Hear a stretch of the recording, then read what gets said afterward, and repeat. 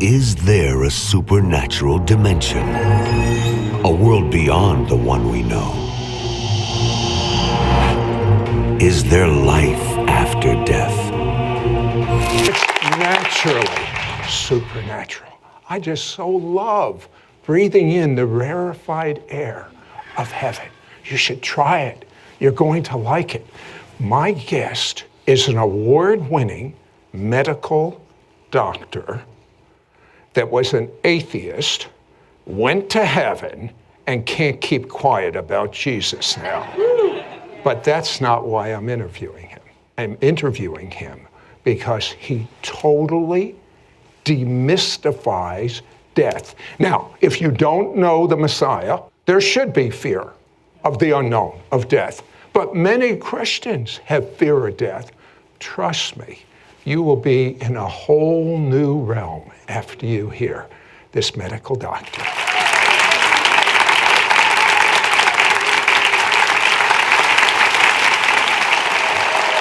Now, Dr. Reggie Anderson is a medical doctor in church every time the doors were open.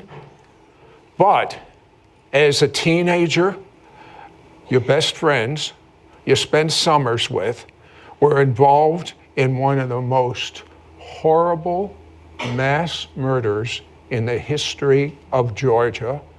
What happened to you, Reggie? Like you said, I was raised in a church, went there every moment I got, that the doors were open. But then when I was 15, Jimmy and Jerry, my best friends growing up, were murdered, all 6 of their family members. And I ran as fast and as far as I could from the God of my childhood. I mean, I could not believe that a God that would allow something like this, so horrible, to even happen. And so I felt like at that time that he must not exist because he didn't help my friends stay out of that tragedy. You did a little more than that, Reggie. Did you take your fist and tell me? I really got angry. I ran as far as I could into the forest near my home and I shouted angry thoughts at God. I mean, I hit my fist against the tree and I said, God, you can't be allowing this and you must not even be here on this planet. I mean, or you not even exist. So his new God became science.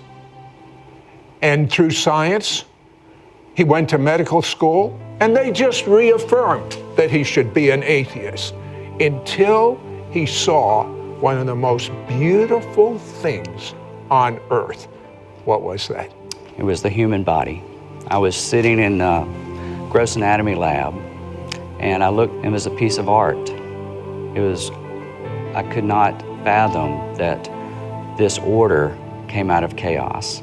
Something so beautiful as the human body, I had no other explanation other than an artist, a creator. And so I started to think there must be something else besides. How did this defy your scientific understanding? Well, I had been trained classically as a scientist in physics to realize that unless there is an outside force, order goes to disorder. That's physical law. And of course, the biologists kind of disagreed with that. They said that evolution explained everything, that we came out of disorder. So I could not really resolve that conflict in my mind as a scientist. So then I see the creation in front of me, the human body, and I realized the only way this could happen was with a creator. But it still wasn't enough, because all that hurt inside of him, all that anger, all that rage, God, why did you do this? And some of you can relate to this. So God knew exactly what to do with Dr. Anderson. He saw the most beautiful woman at college and decided, I want to meet her. But there's a problem. What was the problem, Reggie? Well, I asked her out on a date, and we went. And on the way home, I was asking her for a second date, but she asked me a very important question. Are you a Christian? And I said, the only thing I could think of, my parents are. Oh, that must have helped a lot. So in response to that, she said, I don't think we should date because my life is dedicated to Jesus Christ and your life is going on a totally different path. But he keeps pestering her, and he overhears her saying to one of her girlfriends, this Reggie, he's an atheist and he's kind of a stalker.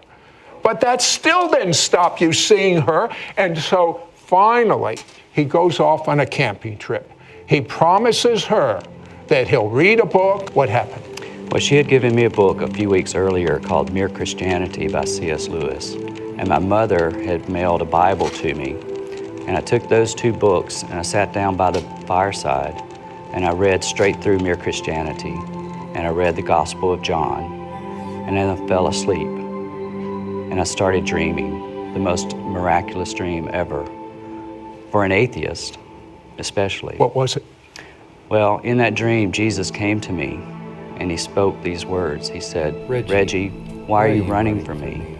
Your friends are here with me in paradise. And I turned and I could clearly see Jimmy and Jerry and all their family, and they were well and healthy, and I wanted to be there with them. I did not want to leave that space with them. And then Jesus said, if you'll stop running and listen to my words, I have a plan for the rest of your life. I mean, it was such a plan. He found out what he was supposed to do the rest of his life in heaven.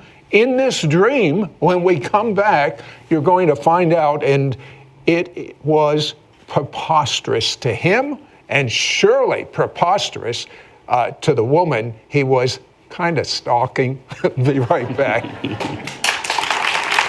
Ebook now. We now return to It's Supernatural. So, Dr. Anderson, as a medical student, as a practicing atheist, goes to heaven. Tell me, as a doctor, what you saw, what you experienced in heaven. Well, I turned and saw my friends who are healthy and well. I saw Jesus and I felt his presence, and he spoke to me into the deepest part of my soul. And he told me things that I would experience later in life. He promised that if I would stop running from him, that all of these things would come. Tell me basically what he told you. He says, you're going to marry this young lady, Karen. You're going to have 4 children. You're going to practice medicine in Tennessee as a rural doctor. And all of these things have come true 33 years later. 33 years later. Okay, what about your friends? What about that young man in the woods saying, God, how could you do this? Well, that experience with Jesus radically changed my entire spiritual DNA. I woke up not really understanding what was going on at that time, but I woke up a totally different man, totally converted into Christianity. And as soon as I got back to civilization, I bought a postcard and I wrote on that postcard to Karen, who would not even go out with me. I became a Christian. I had a dream. Jesus came to me. We're going to get married. Did you picture that? Okay, so you become a doctor, but you told me also you got this distinct impression, the whys of your friend's death. Well, I felt like God knew before their death why that was going to happen, and that he had them in his arms even before they died, just like he has all of us in his plan even before we die. Are you afraid of death? Not at all. How many people have you been with just before they die, would you say? Hundreds. Hundreds. Because God gave him a gift when he came back from heaven. All of his senses are so tuned into heaven, he can smell heaven, he can see heaven, he can feel heaven, he can tell the exact moment someone's spirit leaves their body. But the supernatural began to overtake him in his medical practice. For instance, explain to me what parting the veil means. Sure. Well, the first time that it happened, I had just become a Christian and I was in medical school still. And the job of the medical student was to stand vigil at the bed of a dying patient. and to retrieve the attending whenever it happened. And so I was in this room in the VA hospital in Birmingham, and it was in the middle of the night, dark, sterile hospital room. And this man, I knew he was a Christian because his family had been in earlier and been praying with him. And as soon as he took his last breath, it was as if this door had opened on a spring day, and a kind of the citrus and lilac smell entered the room, as if God had come into the room to take this man's soul.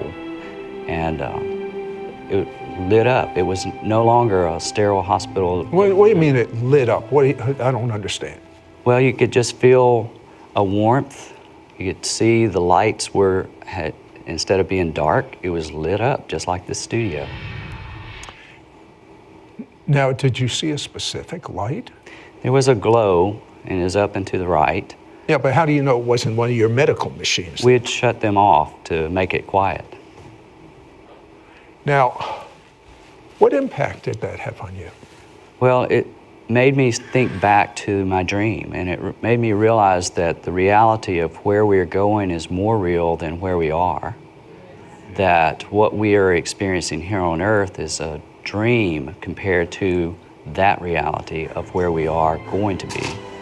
I mean, he's been with hundreds now just before they die. He knows the exact second they leave. By the way, when a Christian dies, you were telling me about the expression on their face.